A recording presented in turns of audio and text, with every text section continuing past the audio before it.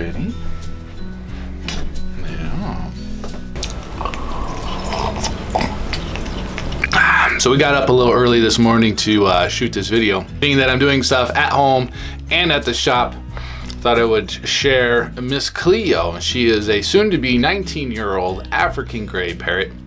I've had her since she was a wee chick, and she is quite the personality. What are you looking at? Experiment of today's video is that on Instagram we did a vote, and that 9 out of 10 people would like to see longer shots that are unedited. Now I asked that because using techniques at the anvil in tandem with the power hammer, and they complement each other very well. And there is a long shot of drawing out material as I'm forging, I think it was 3/4 inch bar under the power hammer, being one that was larger material, energy going back into the bar keeps it hotter longer. Come get you.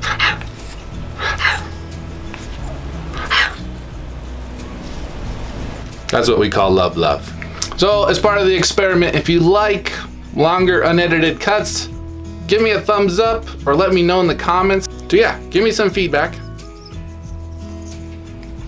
and let me know what you think. And for whatever reason, we love this. This is the greatest thing ever. Yeah.